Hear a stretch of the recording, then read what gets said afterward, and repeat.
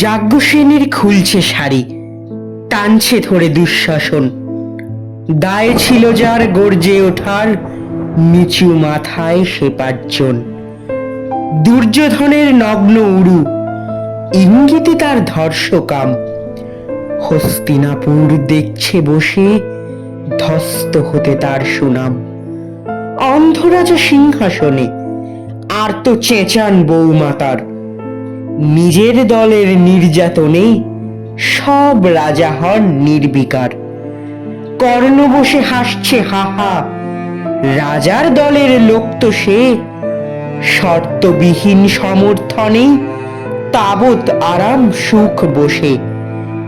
ভীষ্ম দ্রোণ কৃপ নীরব, সরকারি লোক হাজার হোক, রাজার কথাই তোমার কথা, তুমি যখন রাজার লোক। খল শকুনি দেখছে সবই, বস্তুত সে ধ্বংস চায়। ঘরের মাটি লাল হয়ে যাক দেশ বিভাগের যন্ত্রণায়। সুশীল সভায় ঘটছে যখন রাজ অপরাধ জঘন্য, ঠিক তখনই তার বিরোধে চেঁচিয়ে ওঠেন বিকর্ণ। বিকর্ণ নন কেউ কেটা লোক, ১০০ ভাইয়ের একজনা। তেমন করে এর আগে কেউ তার কথাটাই জানতো না। যতগৃহে কারেননি রা, অন্তত তা নেই লেখা। ভীমকে যখন বিষ খাওয়ালো, তখনও তার নেই দেখা।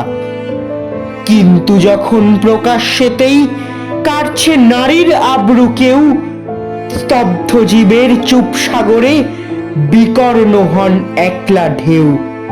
চেঁচিয়ে ওঠেন রাজার কুমার, যুবরাজের বিরুদ্ধেই। মহাবলী পাণ্ডবেরও তখন গলায় শিশুর নেই। রাজাও যখন নীরব থেকে সায় দিয়ে যায় ধর্ষণে, ঠিক তখনই সমস্ত যুগ বিকর্ণদের সর্ষণে।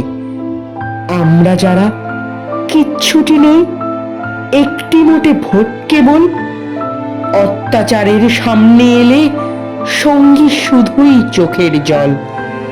পোষ্যভাবে যাবনা চেবাই, অন্ধ এবং নিকর্ণ। প্রার্থনা থাক আমরা যেন একবার হই বিকর্ণ। মরার আগে হতেই হবে রাজার সভায় বিকর্ণ।